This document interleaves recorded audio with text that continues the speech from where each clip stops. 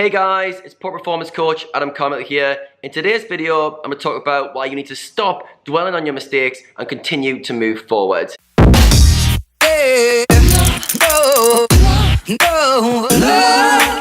Now, as a poker player, there's always going to be an element of making mistakes. You can never play perfect poker. As much as you strive to do that, you're always going to have mistakes creeping into your game. Now, this is not to say you shouldn't learn from them and try to eradicate mistakes and become a better player, but you need to accept that there's always going to be an element of making mistakes as part of the game. So you need to accept that that is part of the course as a poker player, and don't beat yourself up too hard about it. Use them constructively, but don't dwell on them. So when you make mistakes, don't look back and go, oh my God, I made 5 mistakes this session, I'm such a bad player. Think about what caused you to make the mistakes, what can you learn from it, and how can you become a better player after spotting your mistakes. So mistakes are always an opportunity to grow, an opportunity to learn from, an opportunity to become a better player as a result of them. If you didn't make mistakes, you often wouldn't have the pain point to work on your game. So if you use mistakes constructively, it's a positive thing rather than negative. So switch that mindset rather than judging yourself harshly about mistakes and go, this is an opportunity to learn from. It's also an opportunity to increase your focus in-game. So if you catch yourself making a mistake, calling down a river spot too light, for example, you can use that to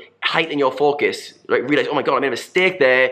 Increase my focus, increase my attention, increase my effort so I don't make more mistakes in the same game. It's really important to control your relationship with mistakes because it's always going to be a part of the game. So if you're a perfectionist, if you're constantly beating yourself up about this stuff, you're always going to struggle with volume, you're always going to have self-doubt, and you're always going to not be able to put the hours in that are needed to get you going further. So make sure your relationship with mistakes is positive, you're using them to reflect on and grow and not dwell on and hold you back. The final thing you need to do is to identify what you control and what you don't control. So there's a lot of areas of poker which are out of your control, such as the cards you dealt, your opponent's players, the way you run, whether they're above EV, below EV, card distribution. There's a lot of things you don't control, so you need to detach yourself from those and hold on to the things you do control. So you always control your decision making, your focus, your effort, your tilt control. You control all these variables. So when you feel like you're making mistakes, bring everything back to what you do control. Bring everything back to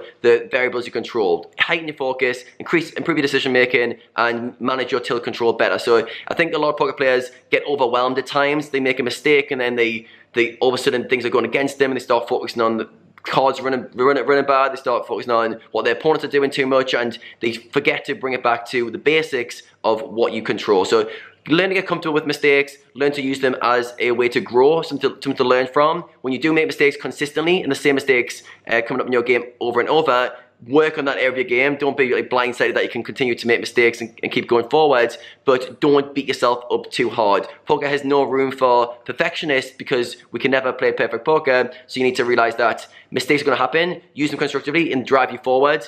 Don't let mistakes hold you back in a negative way. Hopefully you guys got some good value from this video. If you did, don't forget to subscribe to my channel. Also, I've just put together a training series that you can get in the description. So if you just click on the link in the description, it will take you through to a free 3-part training series, which I'm sure you guys are going to love. So thanks for tuning in, and don't forget to subscribe to the channel.